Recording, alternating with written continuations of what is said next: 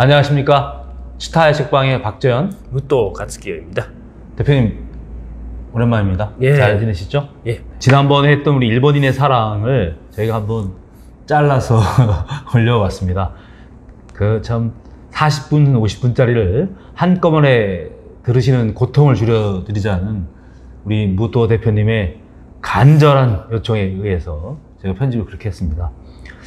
그래서 보시는 분들 입장에서는 좀 부담이 덜했을 것 같아요. 네. 대표님은 어떠셨어요? 뭐 그렇죠. 당연히 아무래도 40분이 누가 보냐 하는 생각이 있었기 때문에. 그렇군요. 네. 그 대표님 혹시 뭐 댓글 보신 것 중에서 좀 기억나시는 댓글 있으시면? 제가 그 사랑에 대해서 일본인의 연애 연모하는 그 세계에 대해서 이야기를 했을 때 이 이야기는 토지를 쓴 박견리 선생님의 말씀과 똑같다고 하셔가지고 그래서 제가 책을 구입해가지고 읽어봤습니다. 박견리 선생님께서 말씀하신 내용이 무토 대표님하고 거의 같다는 댓글이었잖아요. 대표님 그 책 읽어보시니까 진짜 그렇던가요? 네, 그렇죠. 그러니까 좀 더 부드럽게 이야기를 하시니까 에로티시즘이라는 말을 안 쓰고 로만티시즘 그렇게 말씀하셨는데 그 말이 그 말입니다. 그러니까 진짜 사랑이 아니라 환상의 세계를 믿고 있는 게 일본이기 때문에 일본 근대 문학이라는 것은 결국은 그런 한마디로 싸구려다 하는 그런 것이죠. 가치가 없다. 문화적인 가치가 없다. 일본 문화가 아무리 이렇게 한국에 뭔가 좀 좋은 영향을 주는 것 같이 보여도 결국은 그 문화 자체가 저질이기 때문에 그런 말씀을 하시는데 그 논리가 주장의 내용이 정말 100% 맞아요. 그리고 그 이야기를 어떤 일본 교수님에게 이야기를 했더니 맞다고 하시더라고요. 네.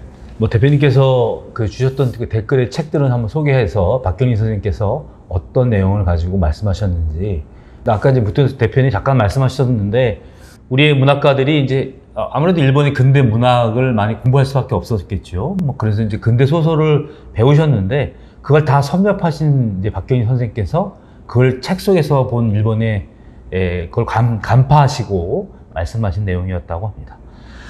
자, 그러면 본격적으로 오늘 저희가 해야 될 주제에 대해서 해보도록 하겠습니다. 지난번 대표님께서 이 책을 얘기하셨습니다. 요거는 네, 일본판. 원래가 일본판이죠. 네. 그러니까 서울대 이태진 교수의 동경대생들에게 들려준 한국사 이런 내용입니다. 그러니까 이제 부제는 메이지 일본의 한국 침략사 이렇게 되어 있던데요. 요거 있었고 사실 이 책은 절판됐더라고요. 제가 그래서 이건 알라딘에서 샀는데. 그렇군요. 이 책이 읽었는데 이건 좀 한국 사람들이 좀 더 많이 봤으면 하는 그런 느낌이 좀 들었어요. 그래서 좀 내용도 사실 저는 좀 흥미로웠어요.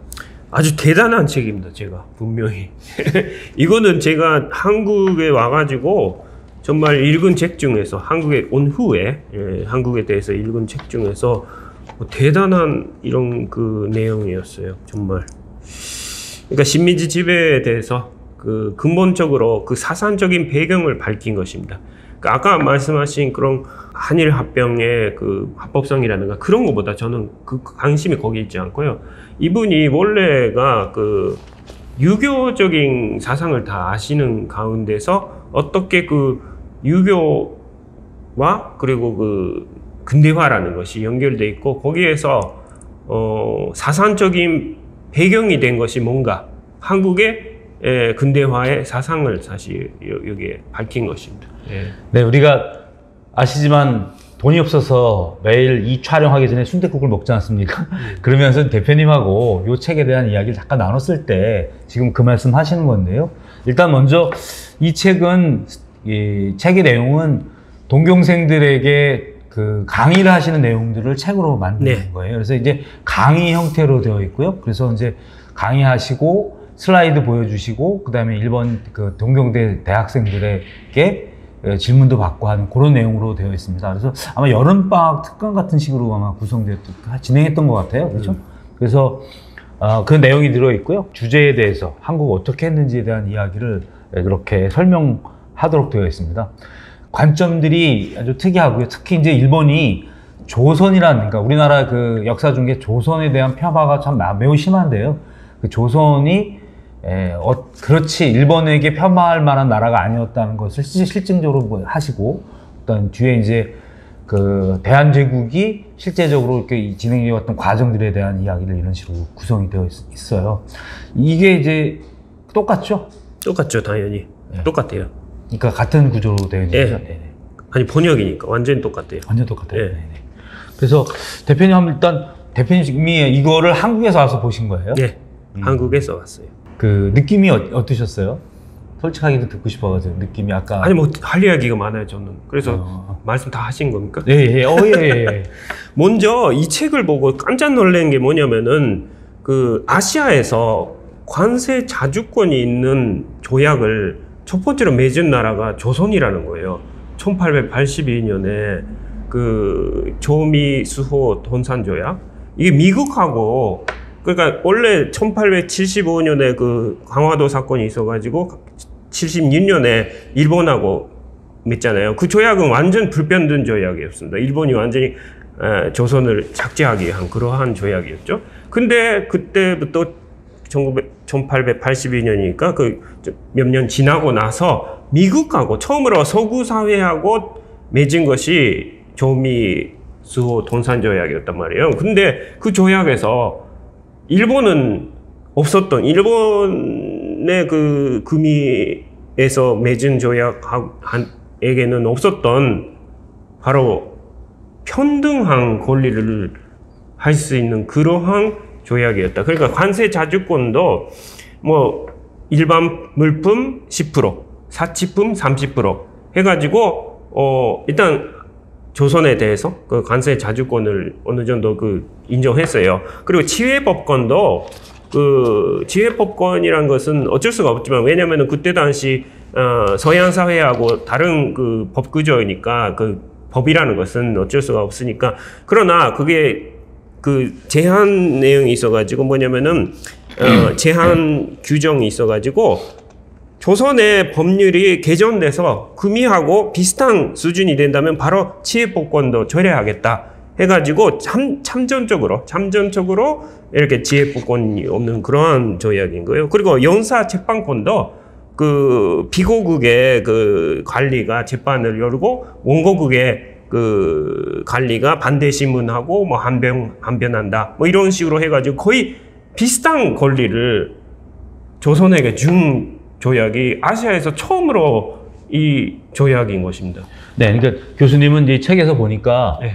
그 강화도 조약에서 우리가 사실은 이제 처음으로 하는 어떤 신식 조약이었기 때문에 그렇죠. 잘 몰랐었고 이제 그 조약을 맺고 나서 상당한 불평등 조약이었다는 것을 알게 된 거죠. 그래서 그렇죠. 그거에 대한 이제 반성과 평가를 통해서 미국과 조미수 수요 조약일 때는 상당히 이제 거의 그 비슷한 구미 열강, 그게 사실 그래서 그 미국과 우리의 그 통상 우호 조약이 상대적으로 평등했기 때문에 미국에 대한 그 한국 또 조선의 사람들이 미국에 대한 생각들이 우호적이었던 근거도 그거였다고 그렇긴 하더라고요. 뭐 기독교도 있고 그러겠지만. 그렇죠. 예. 근데 그 말씀하신 것 같이 그때까지 중국에서 그런 금이사회하고 맺는 그 조약이나 그런 거 다 연구를 해가지고 이뤄낸 성과다 이렇게 할 수도 있는데, 그 노력이란 게 뭐냐면은 예를 들어서 그 각국 약장 합편이라는 게 있어요. 뭐냐면은 모든 그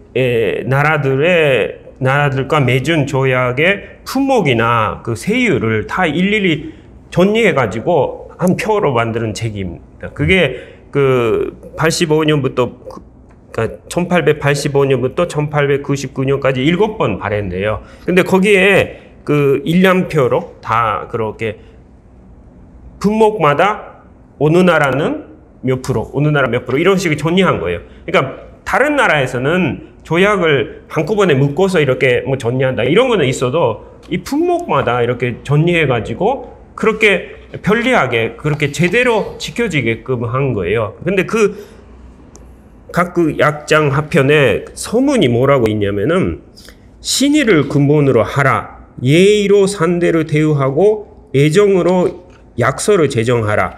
그래서 이것을 칼리들만 가지고 있을 것이 아니라 국민들이 모두 알게 해서 온 국민이 각국에 대해서 신뢰를 가지게 되면 양국 간의 우호 관계가 저절로 생길 수 있다. 뭐 이런 서문이 머리말이 있는데, 이게 뭐냐면은 사실은 국제법의 정신을 말하고 있는 것입니다. 그래서 이 이태진 교수님 말씀하시는 것도 만국공법이라고 했죠. 그때 당시 그 만국공법에 대한 내용을 한국은 일찍부터 같은 코드로 대화할 수 있는 그 기준을 가졌다는 거예요. 그래서 미국이 일단 그때 당시는 제국주의니까 문명국이 피문명국을 지배하는데 합법적으로 이렇게 하는 게 제국주의입니다. 그런데 만약에 비문명국이 아니라 상대도 문명국의 수준일 때는 당연히 같은 수준에서 이야기를 해야 되게 되는 그런 내용이죠. 근데 사실은 그때 당시 기독교의 도의주의라는 것이 국제법의 정신이기 때문에 그런 수준이 만약에 없으면 당연히 그렇게 강압적으로 할 수가 있는데, 조선은 일단 주자학을 중심으로 해가지고 어떤 그런 그 신의의 외교, 그러니까 신의하고 뭐 하여튼 그 애정으로 이렇게 정하고 그랬잖아요. 그런 어떤 도의주의적인 코드가 있었다는 거예요. 그래서 같은 수준의 조약을 맺을 수가 있었다. 이게 지금 대표님께서 그 어려운 국제 조약에 대해서 자꾸 여러 번 얘기하시는 이유는 우리가 이제 한국의 이제 역사학자들도 사실 그 당시에 대한제국이나 그 우리나라의 그 당시에 국제법적인 사고라든가 그것들이 매우 낮았다라든가 폄하되고 있었다는 거죠. 그래서 그 잘 몰랐다, 쉽게 말하면 어리버리했다 이런 식으로 좀 평가하는데 그게 아니다라는 말씀 그렇죠. 때문에 그러신 거죠. 그러니까 뭐냐면은 근대화라는 게 두 가지 있는 것입니다. 근대화라는 것은 하나는 종교 개혁으로부터 나온 근대화 정신이 있어요. 이거는 천주교하고 그 개신교가 싸워가지고 30년 동안 싸워가지고 1680 몇 년인가 1848년 1648년에 베스파렌 조약이 맺어짐으로 말미암아 그때 당시는 신성 로마 제국을 중심으로 한 절대권이 있었는데 그게 없어지고 각국이 같은 권리를 가지고 국제관계라는 게 그러니까 현재와 같은 현재관계로서의 국제관계라는 게 그 종교개혁으로부터 나왔어요. 그게 바로 근대화 정신입니다. 모든 사람이 하늘 아래 다 평등하고 같은 권리를 가졌다. 그게 자연법적인 어떤 자연권, 그러니까 천부 인권이라고 하죠. 인권이라는 것은 기본적 인권이라는 것은 하늘이 주신 것이다. 이렇게 하면서 근대화 정신이 있었던 거죠. 그리고 또 하나가 문예부흥으로부터 시작된 근대화 제도가 있잖아요. 합리주의. 그러니까 이성을 중심으로 해서 그러니까 내가 생각하는 이성, 그러니까 1 더하기 1은 2다 하는 것은 옆에 사람도 1 더하기 1은 2고 뭐 아프리카 오지에 가도 2다 하면서 같은 잣대를 가지고 보편화할 수 있다고 이성을 절대시한 것입니다. 그래서 다 합리적으로 인간이 법을 정하고 그걸 철저히 지키면은 뭐 범죄 없는 사회, 평화로운 세계가 온다. 이게 이성주의거든요. 근데 이성주의는 제도를 만들 때 중요해요. 그러니까 근대화 제도는 일본이 앞서갑니다. 일본은 다 서양의 그 근대 용어들을 다 한자어로, 그러니까 일본식의 한자어로 열심히, 그러니까 어떤 중국적인 전통적인 사고보다 자유롭게 할 수가 있었기 때문에 번역을 막 해요. 그래가지고 근대화 제도를 만들 때 일본이 중요한 역할을 하는 것은 분명합니다. 그러나 근대화 정신이라는 것은 기독교 정신이기 때문에 일본은 계속 신도가 중심이었고 유교도 좀 근본적인 정신이 들어온 건 아니었기 때문에, 그리고 기독교도 지금도 그렇지만 인구의 0.5%밖에 안 되는 그러한 나라이기 때문에 근대화 정신은 어떻게 보면은 한국이 아시아에서 첫 번째로 가졌다고 말할 수가 있는 거예요. 그것은 주자학에 의해서 다시 거기서 서양을 맞이할 때 기독교를 중심으로 종교적으로 그 정신을, 도의주의를 바탕으로 해가지고 그거를 배우고 그거를 중심으로 근대화 정신으로 했다는 거죠. 그게 3.1 운동이고, 그것이 뭐 대한민국이라는 이름부터 그렇고, 그리고 그 임시정부, 그런 것은 다 근대화 정신을 습득했기 때문에 가능했던 민국이라는, 그런 민주주의라는 그러한 내용을 가지고 한국이 사실은 건국이 됐어요. 지금까지. 그래서 그 근대화 정신은 오히려 일본은 아직도 배우지 못하고 있고, 오히려 근대화 정신에 있어서는 한국에게 배워야 되는 것 같은 그러한 입장에 있다는 거죠. 이제 이게 약간은 이제 우리가 여태까지 생각하고 있는 것은 뭐냐면, 우리가 결국 이제 근대화를 우리 스스로 이뤄내지 못했기 때문에 일본의 식민지가 되었다. 그게 이제 강제로 됐든 뭐 일본이 말한 뜻 차치해 두더라도. 근데 대표님의 말씀이 기본적으로 이제 근대화의 정신, 그것들은 이미 가지고 있거나 완성의 단계였는데 그것도 일본의 방해로 실패했다, 이런 얘기 하시는 그렇죠. 거잖아요. 그러니까 원래가 그 주장학에 의해서 신의에 의한 그 외교라는 것은, 예를 들어 일본에서 아메노모리 호슈라는 인물이 그 강항이 일본에 납치돼 가지고 그 제자의 후지와라 세이카의 또 제자의 제자 전도의 그 제자가 되는데, 그 아메노모리 호슈가 조선하고 일본이 그 다시 국교를 맺을 때 그러니까 조선 통신사를 시작할 때 그 주시마에 그 대마도의 그 임지가 거기에 있으니까 거기서 계속 조선하고의 관계를 그렇게 할 때 그 유교의 코드를 가지고 그 자기가 한국에서 배운 그 주자학을 가지고 설린 외교를 그러니까 성신 외교라고 했지만 그 사람은 그래서 그렇게 해서 한국말도 배우고 조선어를 배우고 그 책도 쓰고 조선어에 관한 3년 동안 부산에 유학을 해요. 그렇게 해가지고 신의의 외교라는 것을 조선에서 배워가지고 그거를 실천한 것이 아메노모리 호슈입니다. 그런 사상은 한국은 있었다는 거죠. 조선시대부터. 그러다가 물론 일본도 그렇게 아메노모리 호슈 같은 사람은 배우기는 배웠지만 그게 나라에 정착 안 됐기 때문에, 원래 일본이 미국하고 맺을 때도 불평등 조약인데, 언제 일본이 그러면 편등한 조약을 회복하느냐면은, 지혜법권은 조금 일찍 회복했지만 관세 자주권까지 다 회복할 때까지 1911년입니다. 그러니까 일미 돈상 항해조약이라는 게 처음으로 서구 사회하고 처음으로 맺은 편등 조약이에요. 일본이 회복하는 데까지. 그러니까 한국은 1882년인데 29년 늦었어요. 일본이 30년, 거의 30년 늦은 이유가 뭐냐? 그게 배경이 되는 그러한 사상이다, 이런 거죠.